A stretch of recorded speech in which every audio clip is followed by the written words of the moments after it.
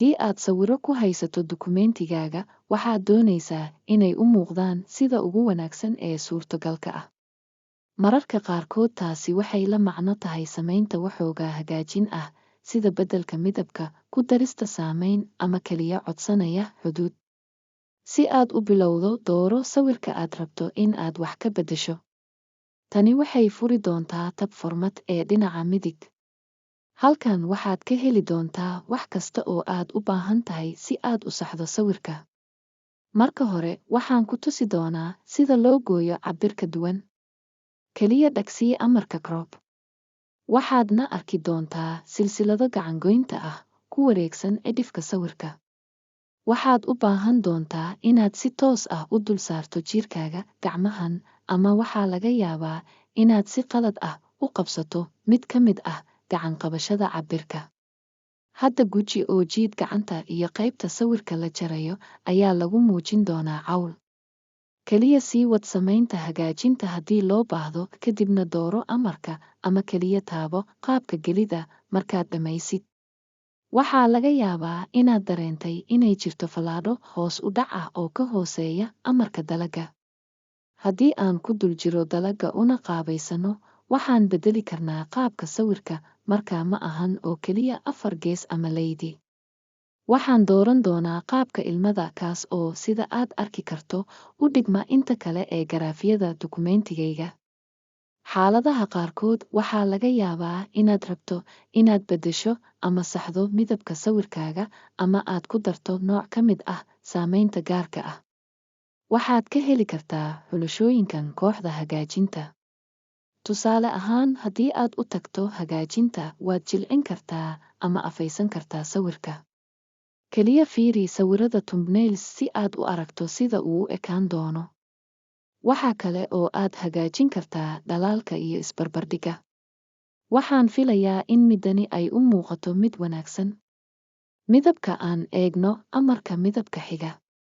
Halkan waxa aad ka beddeli kartaa saturation, sidoo kale midabka, kaas oo xukuma sida diiran ama qabow ee sawirku u muuqdo. Waxaad xitaa beddeli kartaa midabka sawirka oo dhan adoo isticmaalaya midabada mawduuca ee hadda lagu dabaqay dukumentigaaga. Kaliya waxaan beddelayaa codka midabka. Dabadeed fiiri amarka ugu dambeeya ee kooxda saameynta farshaxanka. Hadda waxay u badan tahay inaadan rabin inaad saameyn farshaxan ku isticmaasho sawir kasta. Laakiin xaaladaha qaarkood waxay runtii kaa caawin karaan inaad xoojiso dukumentigaaga. Tusaale ahaan, waan jeclahay saameyntan sababtoo ah waxay ka dhigaysaa sawirku u ekaado rinjiyeyn ama sawir, taasina waxay la mid tahay muuqaalka geesinimada leh ee aan u socdo si quman.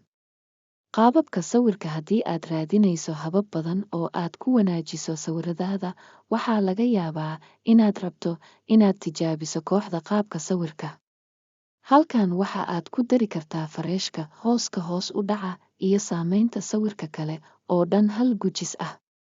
Haddii aadan jeclayn mid ka mid ah horudhacyada, waxaad isticmaali kartaa amarada dhanka midig.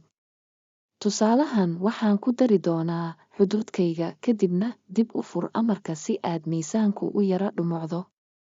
Cadaadis sawirada ka hor intaadan dirin dukumentigaaga. Waxaa laga yaabaa inaad rabto inaad cadaadiso sawir kasta oo aad ku dartay.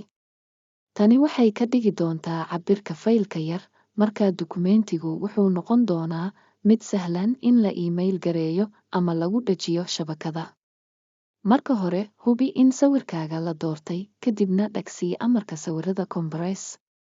Ogeysii in ay jirto ikhtiyaar lagu tirtirayo meelaha sawirada la gooyey. Tani waxay tirtiri doontaa meel kasta oo la gooyey si joogto ah, halkii ay qarin lahaayeen si aanay wax ugu biirin cabbirka faylka. Waxaad sidoo kale beddeli kartaa xalinta sawirka. Dejinta emailka ayaa bixisa xalka ugu hooseeya, sidaa darteed waxa ay yeelan doontaa cabbirka faylka ugu yar ee suurtogalka ah. Hadda muuqaalka sawirka ayaa xoogaa isbeddelay.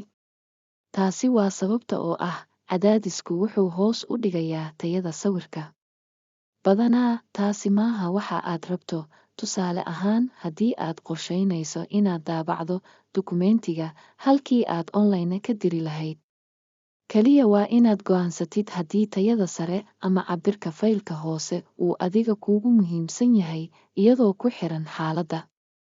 Hadda waxaad taqaanaa sida loo qaabeeyo sawirrada Word. Ha ka baqin inaad tijaabiso fursadaha aan maanta ka hadalnay. Qalab badan oo aad gacanta ku hayso waxaad ku samayn kartaa dhammaan noocyada kala duwan ee wax abuurka sawirradaada.